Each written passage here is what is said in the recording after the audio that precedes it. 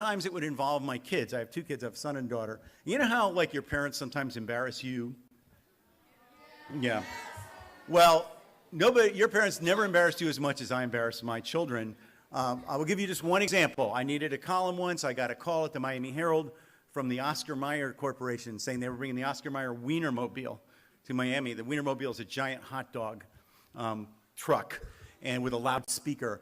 And they said, we're bringing the Wienermobile to Miami. Would you like to drive it for a day? And I said, yeah. I knew what I wanted to do. I wanted to pick my son up at middle school. So picture that. It'd be the low point of your life, right? You come out of the school, there's your dad in a giant hot dog with a loudspeaker going, Rob Berry, please report to the Wienermobile. So anyway, he is now a grown-up and has a kid of his own. My daughter is in high school. She goes to Coral Reef High School. She's a Dade County high school kid. And I say that only because they don't send their children to Dade County schools. Okay? Just remember that when they're talking. I wrote a bunch of books. After I became a humor writer, I started writing books. Wrote a book about bad songs once, and this sort of illustrates the problem with writing books when you're a humor writer. They try to make a cover with you on it, and they always want you to make you look funny, and then in the end means you almost always look stupid. For example, I wrote a book about money once. So they said, let's put you on the dollar bill. So this became the cover of the money book. I wrote a book that it was called They Bury Hits Below the Beltway. It was haircut. about, what? That haircut, you should have stayed with that. So I know it's better than this one. Yeah. At least I have hair. And break it up. Just break it up, you two. Man, I cannot see you when he stands up because that head, it just gets in the way. It's troublesome, yeah. And anyway, so anyway, I wrote a book called They Bury Hits Below the Beltway, and I thought, well, it's got like sounds like a boxing theme, so we'll put it, in a boxing pose on the cover. So that's the front of the book. So if that doesn't look stupid enough, here's the back of the book. Probably the low point came when I wrote a book called Dave Barry is Not Taking This Sitting Down. And the photographer's idea, he called me up and said, I want to have a picture of you in downtown Miami sitting on a toilet with your pants down. And I said, that is way too stupid even for me. We're never going to do that. And sure enough, we did. So anyway, in the course of being an author, writing books, I got to meet a bunch of other authors. And eventually, I got into a rock band called the Rock Bottom Remainders. And believe it or not, some of us are going to be playing, including these two guys, tomorrow night here at the Miami Book Fair. We're not a good band. We are a loud band, and we have some very good authors in it. Stephen King and Amy Tan are in a band. Amy will be here tomorrow night. Stephen will not. But there's a picture of them performing with the Remainders. And as I always say, if you think Stephen King writes scarily, you should hear him sing. We're not a good band, and I'll prove that to you with a photograph. The next photograph shows us performing at the Los Angeles Festival of Books, and you can see two band members, me and another guy, and then an audience member reacting to our music. Which is a fairly typical audience reaction to our music. The other guy in that picture is Ridley Pearson. Ridley and I wrote a series of books. You may be familiar that he wrote The Kingdom Keepers and a bunch of others. He's a terrific writer. He and I started out writing young adult fiction. We wrote a book called Peter and the Starcatchers, which was a prequel to Peter Pan, and we ended up writing 5 of those books, and it was a lot of fun. We traveled all over the world, actually, talking about that book. We got in a couple of awkward situations as authors because of the book. One thing we used to do when we would go to a book signing at a school or at a bookstore, we would read a passage from the book. And one year, the passage we read was about a giant snake. And so Ridley and I, we would put on pirate costumes, and we would go out and read this section about the giant snake. Is Mitchell Kaplan here right now? He was here a minute ago, because he's part of this story. Oh, he's gone. But the owner of the bookstore, we were doing it once in Miami, is named Mitchell Kaplan. The store is called Books and Books. And Mitchell had the idea of, while we're reading this section about the snake, he had a guy come in and bring a real snake. He didn't tell us he was going to do this. So Ridley and I are in front of this group of kids. We're reading from the book. We're dressed as pirates. And a man came in from the side. We didn't see him until he was right next to us, and he puts on our shoulders a 10-foot-long, 90-pound Burmese python. There you see the python. Then the man walked away, by the way. He just left the snake on us. and it's kind of coiling around, wrapping around us, and we're supposed to be reading to the kids, looking like we're having fun. We're not having fun. We're wondering, maybe did we bring spare underwear to the bookstore? Another kind of awkward situation we got in, we did a bunch of signings at Disney World in the Magic Kingdom, and they would sometimes bring Disney characters to join us. So there we are, looking dorky with we're the ones sitting in the front, with Peter Pan and Captain Hook.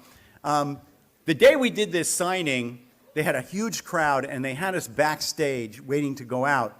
I don't know where Captain Hook was, but it was me, Ridley, and Peter Pan. And you see Peter Pan, he's this wiry guy, But we're in this little room for like 15 minutes with this guy dressed as Peter Pan. And it's a little bit awkward. We don't know him. He's wearing tights. He's not.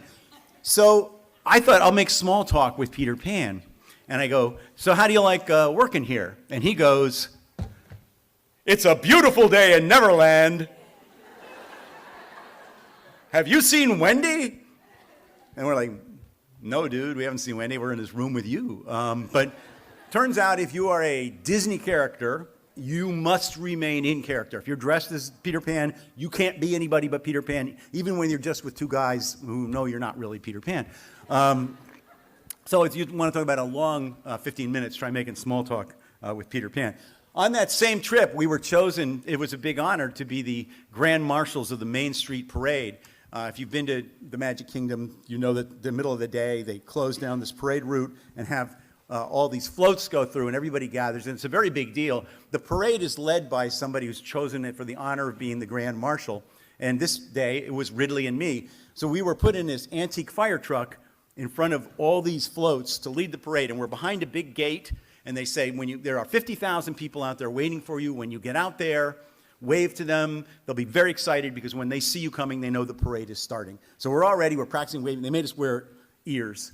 They open the gate, and out we go. We're waving. There's all this huge crowd, except there was a problem with the float behind us. The first float in the parade did not start. There was a problem.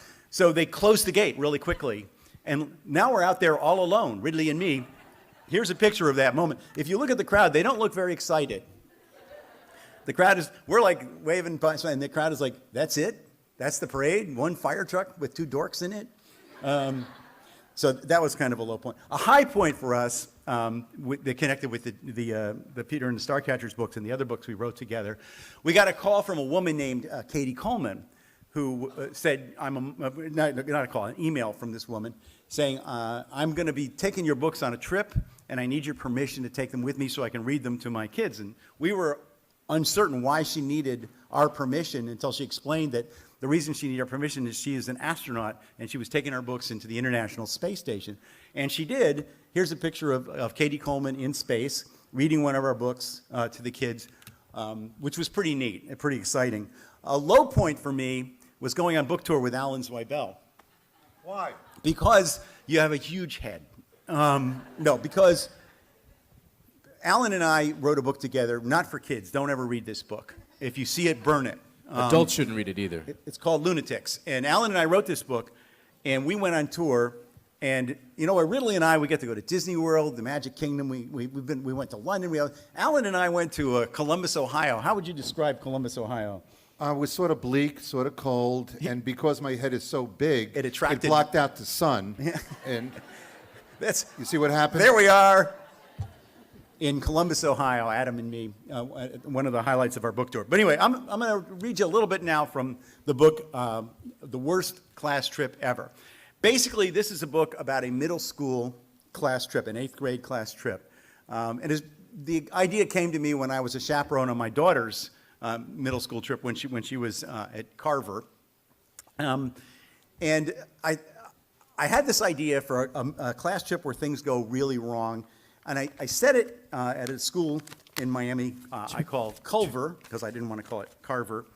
And the kid who narrates this book is a little boy named Wyatt Palmer. He's an 8th grader. I'm going to read you a little bit of, at the beginning of the book where Wyatt introduces himself to the readers and tells them a little bit about Miami, because you guys all grew up here. Most of you grew up here. You all live here. Miami is not like other cities in some ways. This is Wyatt trying to explain to people how Miami is a little different from other cities. My name is Wyatt Palmer. I'm an 8th grader at Culver Middle School in Miami. I know a lot of people think Miami is a weird place, but it's my home, so I'm used to the kind of things that happen there that don't happen in normal places. Like there was this incident that happened about 6 months ago when my dad went outside to get the Miami Herald off our lawn. My dad likes to read the sports section while he has his coffee so he can complain about how much the Dolphins suck. So first thing every morning, he goes outside and gets the paper off the lawn. For years, he did this wearing only his boxer shorts. My mom hated this. She was always telling my dad to at least put on a bathrobe, because what if somebody saw him? My dad said nobody's going to be out there at 6:30 a.m., and besides, wearing boxer shorts is the same as wearing a bathing suit. This is not really true, especially if you saw my dad's bedtime boxers, which have like zero elastic and a lot of holes, and according to my mom, are held together mainly by stains. A couple of times he threw them away, but my dad went and got them back out of the trash. He's very loyal to his boxers. So anyway, this particular morning, my dad went outside as usual to get the paper, and as usual, our dog, Zonka, stood in the doorway to watch him. Zonka likes to keep an eye on things, but he knows he's not allowed to go outside without a leash. Anyway, my dad was out there, bending over to pick up the newspaper, which, trust me, you do not want to see, and all of a sudden, Zonka started barking like crazy. My dad jumped up and turned around, and he was about to yell at Zonka to shut up, when all of a sudden, he saw what Zonka was barking at: an alligator. How many of you have seen alligators in your neighborhoods? Okay. See, people in other cities don't believe that we do have that happen here, but it does. I've had an alligator on my lawn. We live near a canal. There's canals all over Miami, and they connect to the Everglades, which means if you live here, you basically live in a swamp. I mean, we have houses and roads and shopping centers and stuff, but it's all built on top of a swamp. And as far as the swamp animals are concerned, it's still a swamp, and it's still theirs. It's normal for us to see snakes in our yards and lizards and all kinds of frogs and big, tall wading birds and even crabs in some neighborhoods. And every now and then an alligator shows up. This particular alligator, which was not a small alligator, was on our lawn maybe 10 feet from our front walkway, which means my dad went right past without seeing it on his way to the newspaper. But he definitely saw it when Zonka started barking, and no way was he going to try to walk past it again. He started yelling, "Rosa, Rosa," calling my mom. She and my sister Taylor and I all went running to the door to see what was going on. My dad was out on the sidewalk, holding up his boxers with one hand and using the other one to point the Miami Herald at the alligator, like it was a weapon or something. My mom screamed, and so did Taylor, and maybe I also made an unmanly noise, because it really was a pretty major alligator. "Call 911, shouted my dad. "Hurry." "Okay," said my mom, running into the kitchen. By now, Zonka was really going crazy barking. He was also out of the house, which was a violation of the leash rule, but I guess he figured he was protecting my dad. What he was really doing was upsetting the alligator, which was starting to move forward in that slow way alligators walk. I think it was going for Zonka, but it was moving kind of in the direction of Taylor and me. So my father came running down the walk, waving the Miami Herald toward the alligator and going, "Shoo, get away." That was definitely the bravest thing I ever saw my dad do, but it did not impress the alligator. What it did was make the alligator turn more in the direction of my dad, who turned right around and went sprinting back toward the sidewalk. "Run in a zigzag pattern," shouted Taylor. The reason she shouted that was, in Florida, some people believe alligators can only run in a straight line. So they tell kids that if a gator is chasing them, they should run in a zigzag pattern. But it's a myth. In 5th grade, my science teacher, Mrs. Bunce, showed us a video of an alligator chasing a dead chicken being dragged by a guy in a zigzag pattern, and the gator had no trouble following it. Mrs. Bunce said you should run in a straight line. "That's a myth," I shouted to my dad. "Run in a straight line." "Are you trying to kill him?" yelled Taylor, punching my arm. She's in 6th grade and very dramatic. The truth was, my dad couldn't hear either of us because of Zonka's barking, which was getting even louder. The alligator was now standing right on the walkway, and Zonka was getting pretty close to it, which was not good because alligators, besides being able to zigzag, can also move really fast when they want to. The one in Mrs. Bunce's video caught the chicken and almost caught the guy dragging it. The police came pretty fast, 3 cars in like 2 minutes. They stopped in the street in front of our house with their lights flashing. All the neighbors came out of their houses to see what was going on. Also, commuters were stopping their cars to watch. The police got out of their cars, but didn't get too close to the alligator, which was still watching Zonka, who was still barking. So everybody just stood around for a few minutes while more commuters stopped their cars. So by now, there was a pretty big crowd out there with my dad. Finally, some animal control officers showed up. They're used to alligators on people's lawns, and they handled this one in like 5 minutes. They snagged it with a noose, duct taped its mouth shut, and took it away in a van. The neighbors went back inside, and the commuters drove away, and Zonka finally shut up. And it was all over except for my mom reminding my dad that she told him not to go outside with his boxers. But did he listen? No, he did not listen, et cetera, like 650 times. That night when we were eating dinner, I got a text from a kid in my class saying, "Channel 4 now, LOL." So we turned on the kitchen TV, and there was our house. In a cell phone video one of the commuters took.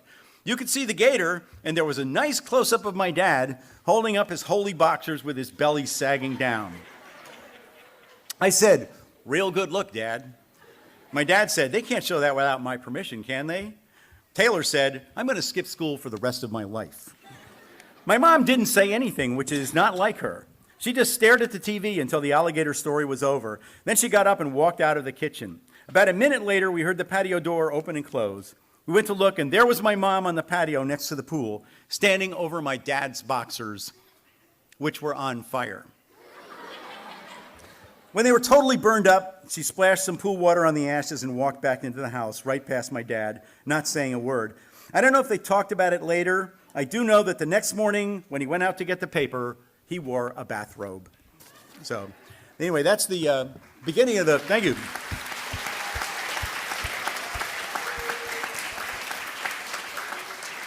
So that's the beginning of the book. That kid becomes the main character in the story, and he and his classmates take off for a class trip to Washington, D.C., where they visit the White House and many other monuments. While they're on that plane, though, flying to D.C., this kid Wyatt and his friends see two guys in front of them behind them acting very strange. And one of the things they're doing that the kids find strange is they're looking at aerial photographs of the White House, and they wonder, why would you be doing that? Why would you be doing that?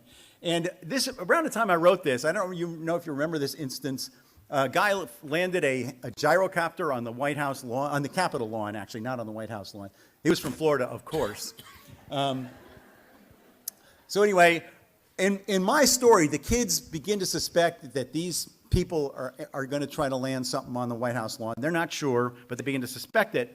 The story involves them chasing these guys around Washington and being chased by these guys around Washington, and many other things happen, which I won't go into because that's the plot of the book. There are many Washington landmarks in the book. The kids go from place to place. One of them that I included that you may not be familiar with, but I thought it was so weird, I had to put it in the book. This is a real monument I'm about to show you. It's the Boy Scout statue. This is an actual statue in Washington, D.C., and it's called the Boy Scout statue, and it represents the Boy Scout movement. And there it is. What's wrong with this statue? Okay, I get that there's a Boy Scout in it. It is the Boy Scout statue. And on the right there's a woman, and I guess she's like representing something. Why is there a giant naked man in the Boy Scout statue? That's never been satisfactorily explained to me, so I thought I put that in the book. The kids find it just as weird as you do. So anyway, that's the book, The Worst Class Trip Ever. And I'm now going to turn the program over to Alan and Adam, and then when they're done, we'll take some questions.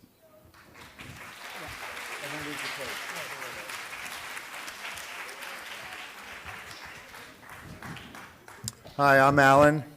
And do you think my head is really that big? Wait a second. So most of you do?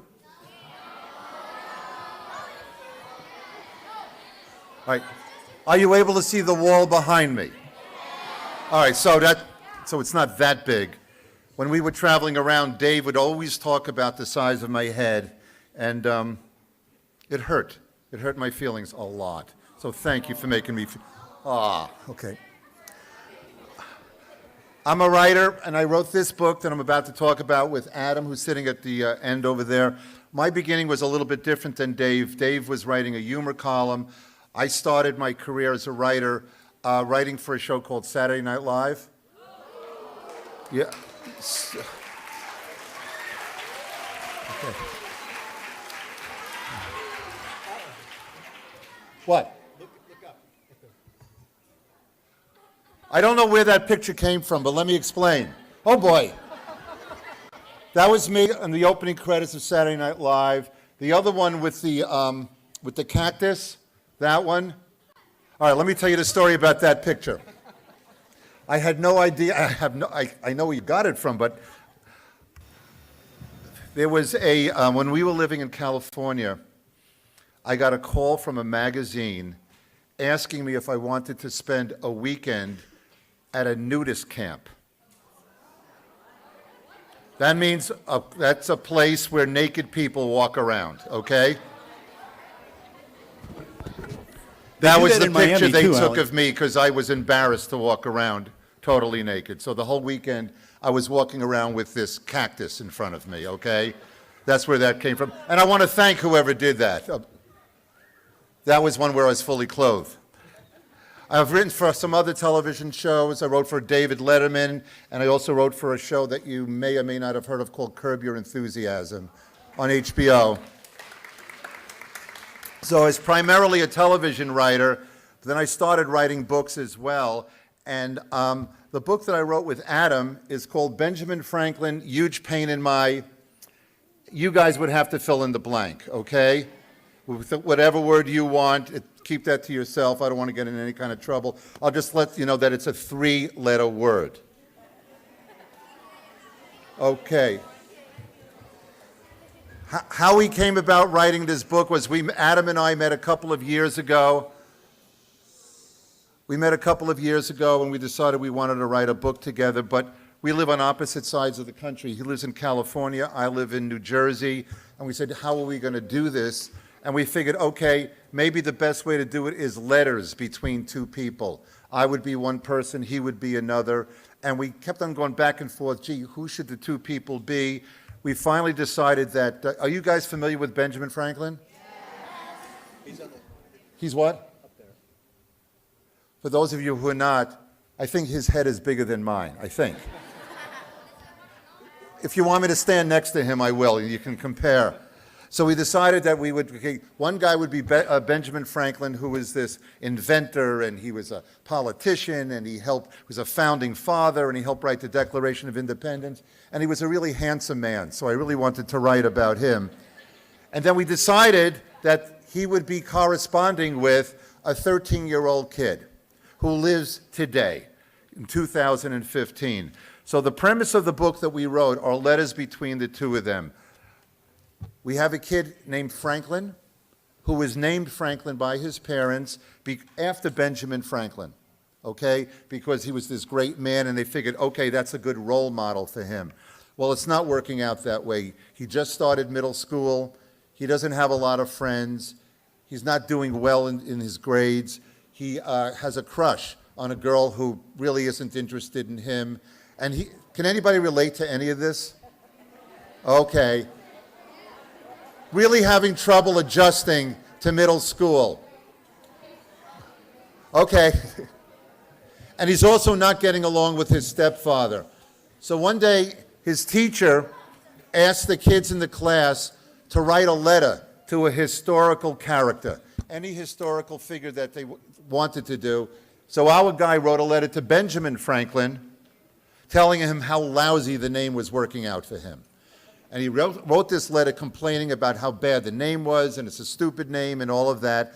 And that night, he got angry at his stepdad at dinner, so he went and he stole a stamp from his stepfather's collection, an old stamp, and he mailed the letter.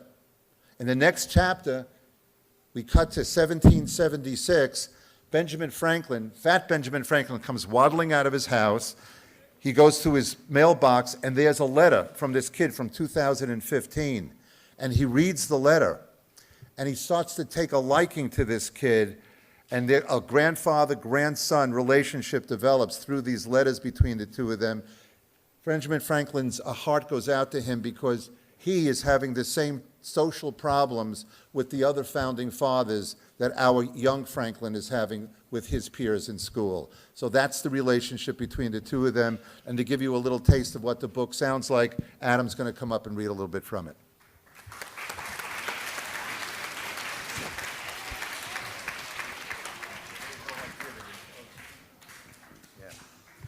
Is this slideshow going to continue, Dave, or can I, should I give you your computer here?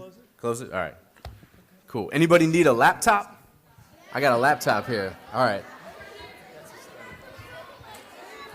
I'm going to I'm going to give away all Dave's possessions. $11? Sold.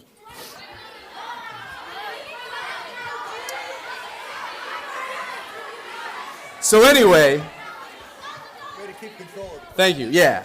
One thing I pride myself on is keeping control of a crowd. I also it's cool to speak to a color-coded crowd like this, you know what I mean? You got the maroon and the blue and the yellow. Do you guys do these schools get along with each other? Are y'all from different schools?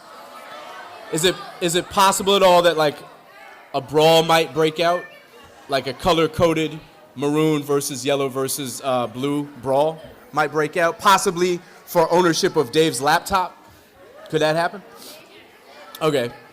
So, as the relationship between Ben Franklin and the kid, whose first name is Franklin, but who hates his name, so he goes by his middle name, which is Ike. His full name is Franklin Isaac Saturday, as if he doesn't have enough problems.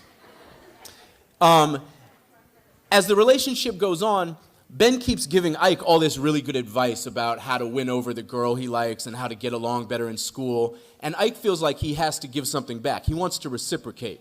And he feels like he must have something to offer because he has the benefit of 250 years of knowledge.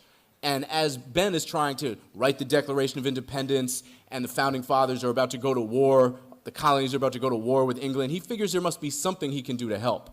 And something that he can send back in time that would be of use. And also, he's kind of interested in writing himself into history by inventing something really cool. But he also, he's seen movies. He knows that when you mess around with time travel, things get very screwed up. So he's racking his brain for something he can offer that won't disrupt the space-time continuum and ruin the world. So what he finally arrives at is sending back in time a sandwich. Because the sandwich, number one, hasn't been invented yet, and number two is about to be invented. Does anybody know who invented the sandwich?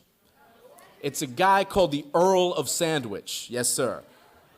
A British Earl named the Earl of Sandwich. So Ike figures the sandwich is the greatest thing the British have ever invented. So if he can invent it before they do, he can claim for America Great Britain's greatest invention, and he can rename it. It doesn't have to be the Earl of Sandwich's name anymore. He names it after himself and the girl that he has a crush on, Claire. So he invents the Claire Ike.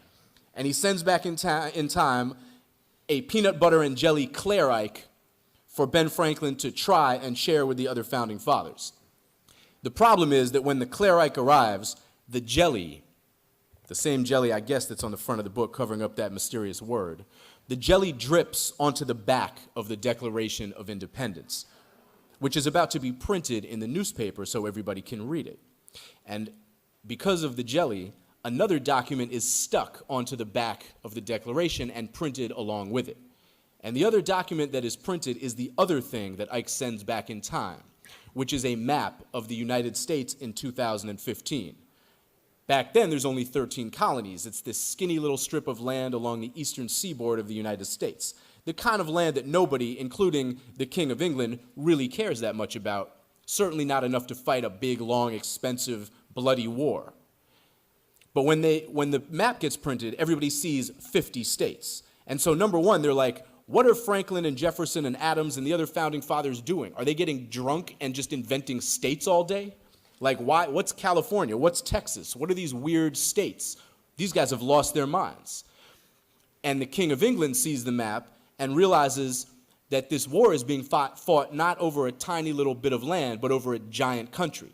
So instead of sending a few troops, he sends all his troops, which means that the colonists are now definitely going to lose the war. It also means that Ben Franklin is being chased through the streets of Philadelphia by a mob of angry colonists wielding torches who want to kill him and burn his house down. So Ike's intervention into the past doesn't really go so well, which makes sense because Ike doesn't really know anything about the past. He's not really a student of history. But when all this happens, he feels terrible and he decides he's got to do something to help Ben Franklin and undo all the wrongs that he's already done to the past. So he decides that he is going to mail himself back in time. So I'm going to read a little piece from that part of the book, if that's okay with you guys. Is that cool? You ready? You ready? Yeah. All right. Sometimes when you're riding the roller coaster of bad luck or even just the Ferris wheel of boneheaded move making, the hardest thing in the world is to figure out how to get off. You can shout all you want down at the cigarette-smoking, one-armed carny operating the on-off switch, but that dude can't even hear you over the grinding of machinery, and he probably hates you anyway for having all your own teeth in your mouth. And meanwhile, you just keep turning in circles or plunging down those terrifying drops trying to remember what possessed you to get on in the first place. And if you can't figure it out, your brain starts to get all discombobulated and desperate, and you start trying to make things better by making things worse. It's a lot like when a species of wildlife starts living somewhere it isn't native to and messes up the whole ecosystem. We learned about this last year in biology. It's always people's fault. Animals are too smart to go where they aren't supposed to be. But human beings don't think twice about, like, bringing some rare Japanese beetle to Idaho because the colors match the state flag or something. And then, surprise, surprise, the Japanese beetles start eating all the potatoes. So what do the Idahoans do? They bring in a snake native to Mongolia to eat up all the Japanese beetles. And then 3 months later, the place is overrun with gnarly Mongolian super snakes that have no natural enemies and don't just enjoy munching on the occasional beetle, but also love to devour satellite dishes or small dogs or whatever. So the good people of Idaho put their heads together and conclude that what they need to kill off all the snakes is a goon squad of giant crocodiles. That was basically the state of mind I was in when I decided to ignore BF's advice. Anybody can figure out what BF stood for? Yeah? But hey, you guys are on the ball, man, paying attention. To ignore BF's advice and try to mail myself back to 1776. I'd pretty much had it with 2015, and I figured it was time for a brand new start or at least a nice long vacation. Plus, I figured I could be really useful to Ben Franklin and even my country, seeing as I would be 239 years ahead of the game. There had to be something I could invent before it was invented or buy before it was valuable. It would be like playing kickball against a bunch of third graders or something. So the next day, I cut earth science and took the early bus home. And by 2:12, there I was sitting cross-legged inside a giant cardboard box with a bottle of water and a smoked turkey and provolone sandwich. Sounds delicious, doesn't it? I'd written the address on the box, plastered it with all the stamps BF had sent me, and then forged a note from my mom to Pat, the mailman, who's this burly, cigar-chomping guy my dad went to high school with, so we're all pretty friendly with him. The note said, "Hi, Pat, this box weighs a ton. Don't even try to lift it without your hand truck, XOXOK." And I left it on the curb right next to our mailbox, although obviously I don't mean left, since I was inside it with my sandwich and my water, and a tape gun, which I used to seal it up, and an ice pick, which I figured I could use to poke additional holes for breathing if I needed some, though I also made sure to be a little sloppy with the packing tape. Then I waited. It was super hot in there, which is maybe not surprising, and within about 10 minutes I started to rethink the whole thing. The chances of dying started to seem unpleasantly high between the fact that I was attempting to defy physics and it might get pissed off and atomize me, and the likelihood of some simpler but no less deadly box-related mishap, such as getting trapped underneath 400 other boxes in a 100-degree mailroom for 2 days. I started thinking about those monkeys the Russians used to send into space as test cases, and how usually they came back dead, and basically never came back with superhuman intelligence, unless the government just covered that part up and is being run by brainiac chimps to this day, which would explain a lot. Show of hands, does anybody think the government is being run by brainiac chimps from outer space? Cool, yeah, I'm with you. Who thinks that those chimps are smarter than Donald Trump? Yeah.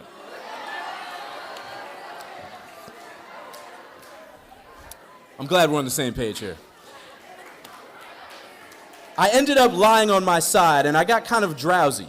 You might think a combination of extreme discomfort and heat and fear would keep a person awake, but you would be wrong. What actually happens, or what happened to me anyway, is that the body decides to spare you and shuts down.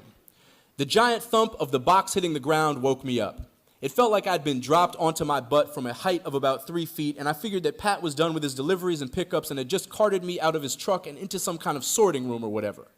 There was tinny rock music playing from what sounded like a transistor radio, so I knew I hadn't awakened in the past. Also, I could hear voices in the next room talking about the Eagles, the football team, not the national bird. Do you guys know, by the way, that Ben Franklin wanted the national bird to be the turkey? Why does every single person in junior high school in this country know that Ben Franklin wanted the turkey to be the national bird? That's like the first fact everybody learns in junior high. I have no idea why it's relevant. I personally didn't know it myself, and I don't even care. But and I wrote this book, but they drum that into you the first day. It's amazing. That's the educational system, guys. That's how it works. The football team, not the national bird. Or the band. You guys know the band, the Eagles, like from the 70s? Which is Dirk the Jerk's favorite thing to blast around the house on cleaning days and rock out to while he's vacuuming, even though A, they sound like they all got hit with tranquilizer darts right before they started playing. B, you can't hear anything when you're vacuuming unless you turn the volume up to 1 million, which Dirk the Jerk does. And C, his idea of vacuuming is to move the machine back and forth over one random section of the living room carpet a couple of times on the wrong setting and then go get himself a beer. After that, nothing happened for what felt like 100 years. I ate the sandwich and left the water alone because the last thing I needed at this point was an uncontrollable urge to pee. I also tried not to think about claustrophobia because while I was not freaked out, I could kind of feel a freak out lurking somewhere nearby. I poked a couple of pinholes in my box with the ice pick, and tiny rays of fluorescent light shined their way inside. I pressed my eyeball up against one of the holes and tried to look out. All I could see were other boxes. An ocean of boxes. A few were wrapped in shiny birthday present paper. None contained a junior high school loser, probably. Then all the lights went out and the radio shut off, and I heard voices saying stuff like, "Good night, Paulette," and "See you tomorrow, Lamont." At that moment, I had an important realization. I was a moron. And if I didn't do something immediately, I was going to be a dead moron in a box. Or, best case scenario, a very hungry and uncomfortable moron whose mother was going to call 911 when she got home and found her son missing, then disown him when he was found stowed away in a federal building the next morning. Which, come to think of it, was probably also a serious crime of some kind. On the other hand, I wasn't especially eager to have Pat or some other random post office employee find me trying to mail myself to Ben Franklin with a bunch of 200-year-old stamps for postage, because the last thing I needed on top of being a grounded, thieving liar was to also be considered insane.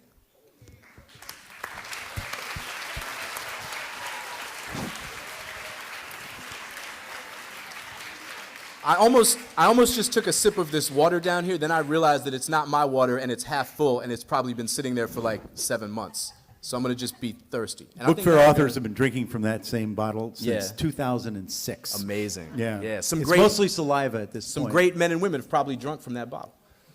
So Hey, we'll we'll take questions. Probably the best way to do this is for you to come on up to this microphone in the front. I know that you're dying to ask questions of these authors, right? Yes, and we'll have time for quite a few, but it would be a good idea if your teachers helped us out a little bit and maybe chose 3 or 4 from each group, and we'll have you line up in the middle here, all right? So think of important things and get in line.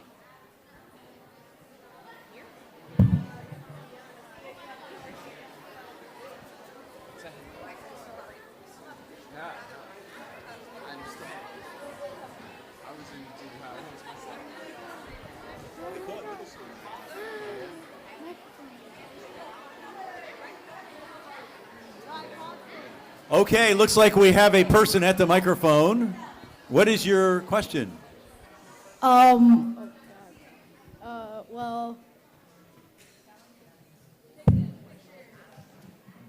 my name is Alan.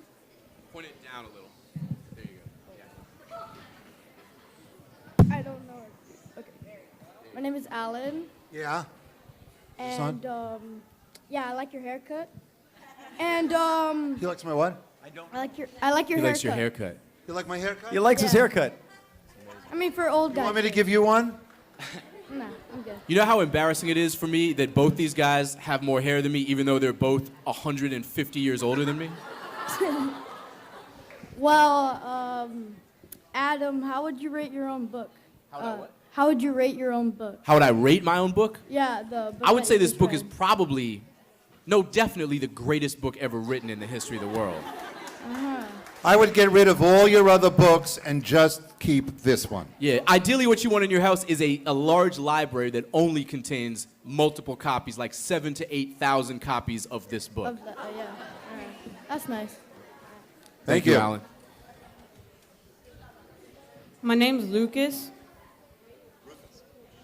And David, what inspired you to start making books? Well, I like to write my whole life. When I was your age, I wrote for my school paper. I wrote every chance I could. When I got out of college, I went to work at a newspaper. It's all I ever wanted to do was write. I don't have any useful skills. It's the only thing I know how to do. So it's just, and most of the people I know who are writers, and I'll bet there's some in this room right now, that's the way you are. You like to write, and you write all the time. Even when you don't have to, you write. That's those people who become writers. How many of you want to be writers? That's great. Natalie, sorry. I have a question. How do you write the books if you live in different states? How did you write the books if you live in different states? How do you write? In different states. How did we write the book if we live in different states? Yeah. Well, what we did was, in our case, Adam, who lives in California, he pretended that he was the 13-year-old kid. So he would write a letter, and he'd email it to me, and then I would write back as if I were Benjamin Franklin. So it went back and forth like that. We kept it very clean. You know, I did all of the kids' letters because I'm closer in age to a 13-year-old. And I'm closer in age to Benjamin Franklin. Right. As a matter of fact, he went to my school. I'm 2 years older than him, but that's how that worked. Yeah, they were friends in elementary school. Thank you. I'm Patricia, and I want to ask about the Benjamin Franklin book, because you were saying how when the jams stick to the Declaration of Independence and the 50 states map, and how that was going on, how with the torches, what was happening while in 2015? Because, like, shouldn't it affect what happened in 2015? I knew we were going to have at least one theoretical physicist here. Yeah, no, that's a great question. And Alan and I racked our brains, our small pea-sized brains, trying to figure out all of these things. Because when you write about time travel, right, you guys have all seen all kinds of time travel movies, right? Back to the Future, even. And that's always the question, is how do the events of the past change the events of the future? So everybody makes up their own rules about this, right? Luckily, Alan and I both hold advanced degrees in nuclear physics and theoretical physics and history from Oxford University. We've both won the Nobel Prize in history ourselves, in fact. So We we're never very heard of qualified. those subjects, by the way. You were asleep when it happened. So the rule that we made up, and you know, of course, in writing any book, you have to just kind of make up rules. There are a lot of decisions to be made at every turn, and being a writer is really about making decisions. You know, who is your character? What is your plot? When you have a fork in the road, which direction do you take? The rule that we made up was that the events of the past that change don't change the future until the people who journey to the past return to the present. So like when Ike's in that box on his way back to the past, he's still got an opportunity to set things right. But it's when he jumps back to the future that whatever changes happened will be visible in like the world that we know, if that makes sense. Yeah, it does. Thank you. Thank God you said yes, because you clearly are way more qualified than we are, and if we have your blessing, we'd like to put it on the front of the next edition of the book. Patricia is your name? Yeah. I had no idea that those were the rules that we made up. Yeah, those are basically the rules. Oh, wow. I just but, learned something. I think we should hire Patricia to consult on the next book, probably, because, you know. Thank you. Hi, I'm Jessica. I was wondering why you guys decided to write about Benjamin Franklin. Why we decided to... Why Benjamin Franklin? He just seemed like an easy guy to make fun of.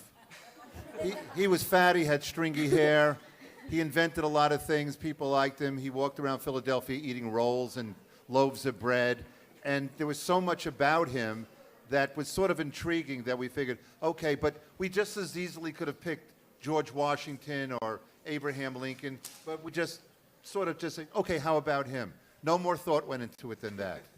He also invented the postal system, which kind of was cool because we were doing this thing with letters. I don't think that's the reason, but it turned out to be a nice coincidence. So you guys wrote the book to make fun of him, type of thing? So you guys kind of made the book to make fun of him?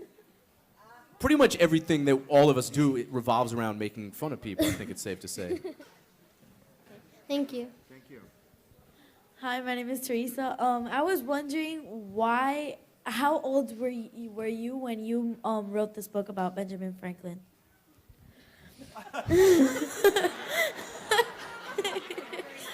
Make up up some ages. Exactly how old are you, Alan? Okay, I'm 25 now, so I started writing when I'm 23. By that you mean 250.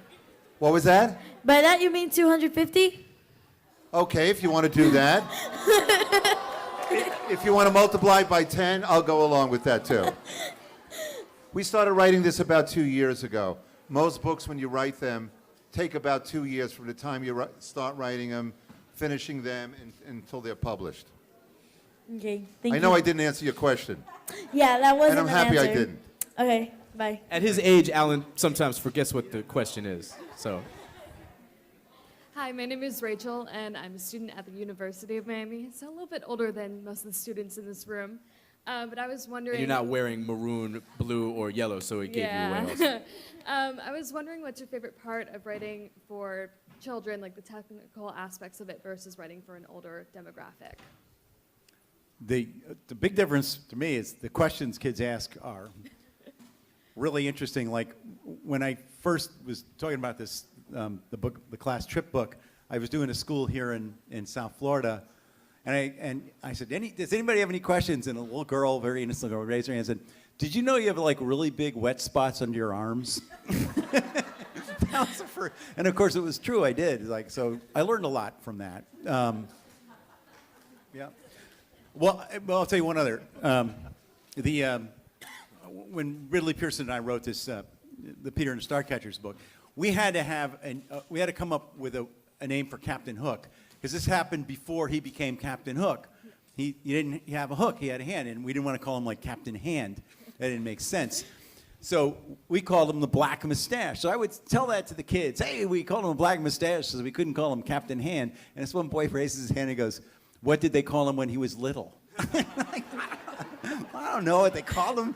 So you get a lot of questions. Like, adults just assume you don't know that because why would you need to? But kids think about stuff like that. Yeah.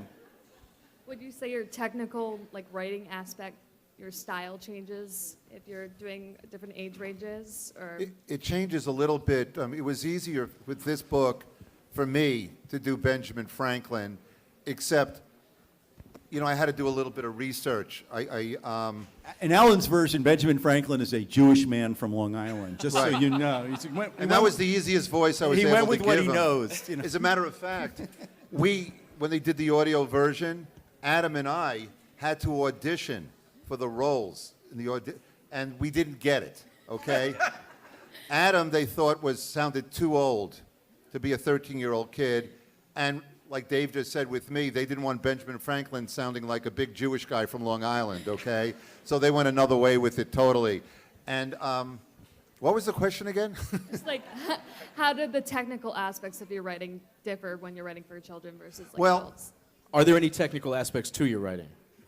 Okay, I'll make up some now. Do you even understand the question? I'm not sure what the word technical is. What I had to do for this was a couple of things, and some of it was really cool because in writing, even for writing for Benjamin Franklin, who was an adult, right, I had to tap into what he felt and what we all feel when we're in middle school, when we're that grade, what it's like to have a crush on somebody who doesn't have a crush on you, what it's like to feel like a little bit out of the mainstream of all the cool kids and everything. So there was a universality about it.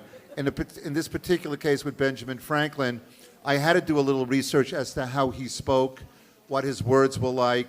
So I bought his autobiography. I didn't read it, I just bought it, okay? And I thought that was research enough.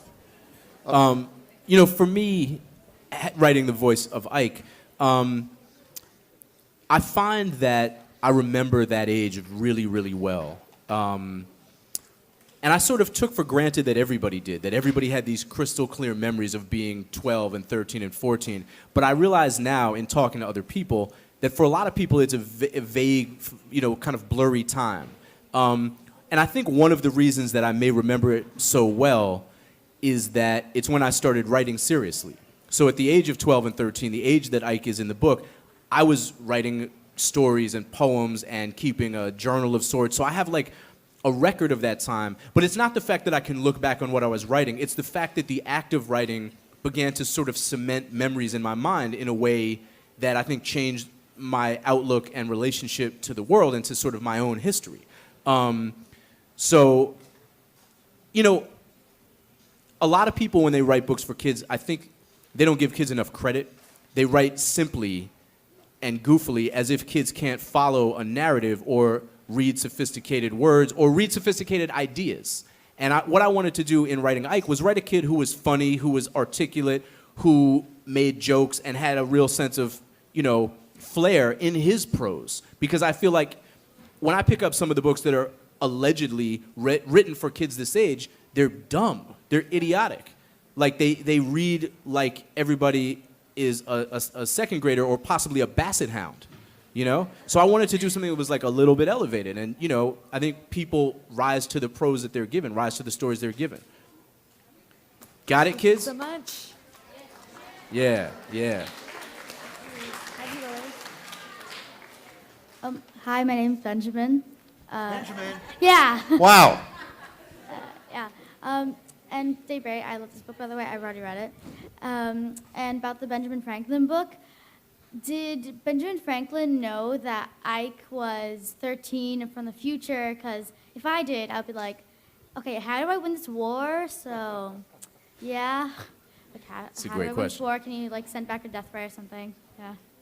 Right. We spent a lot of time trying for Ike, the kid, okay, to realize that that was a letter that he got from Benjamin Franklin, and Benjamin Franklin realizing that this was a kid. Because, you know, Ike has a lot of friends who made fun of him, and it could have been a kid who was sort of just, you know, goofing on him and everything. So we spent some time where they have to prove to each other that this was a letter from 1776 and that this was a letter from 2015.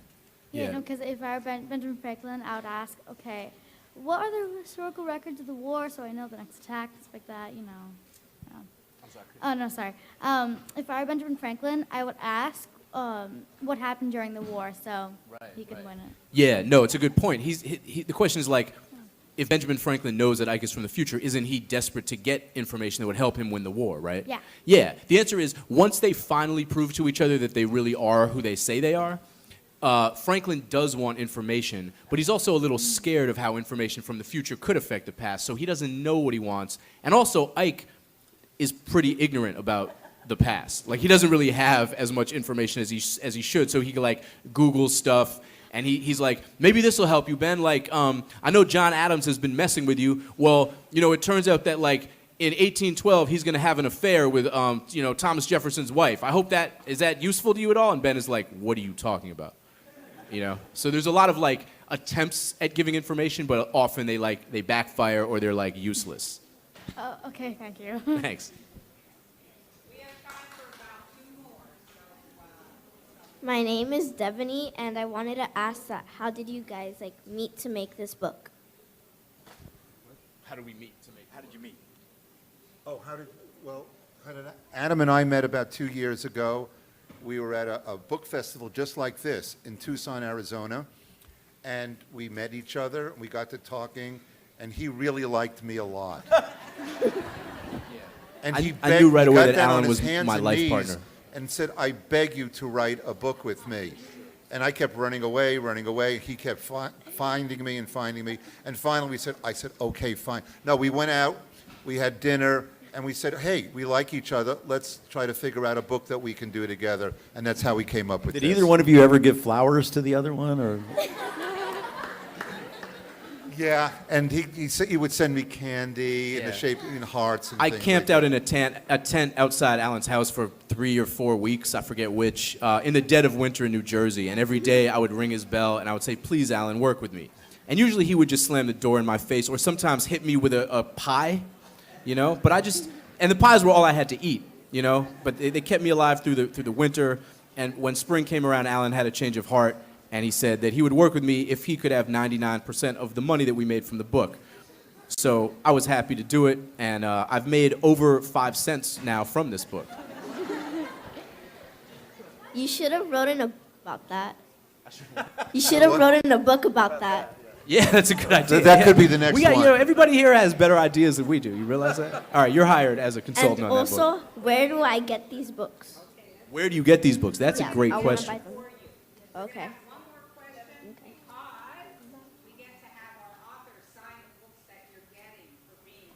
Sweet. Wow. Free books. Right. Oh, Here's our last question here. okay. My name is Jenny, and this is a serious question. Serious question. Was anyone trying to stop you when you were writing the books? And if there was, how do you get over those fears?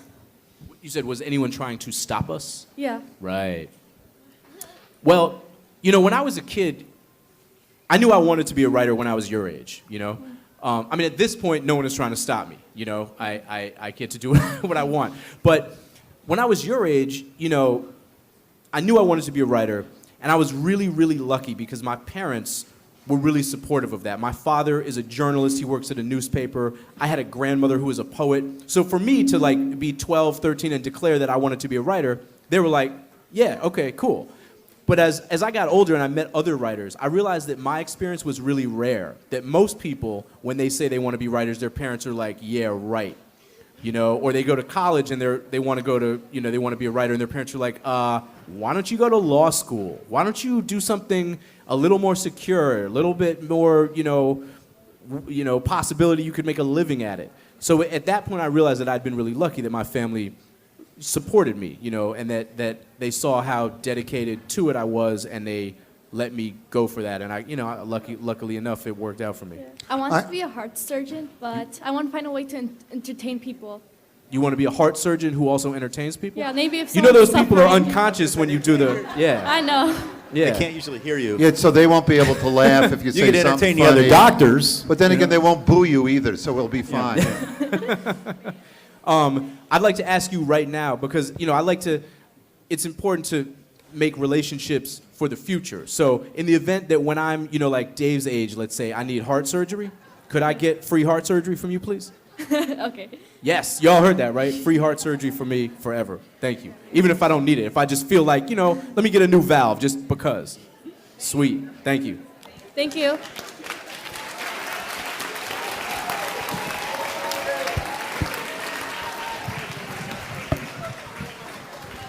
Your teachers have some of the books and have distributed them a certain way.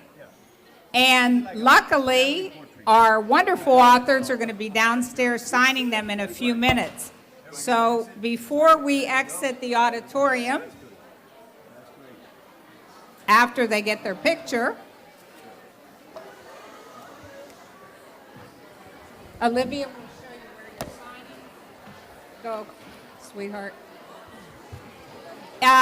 Teachers, if you can wait till the back area empties out, and then we'll start dismissing from the back to the front.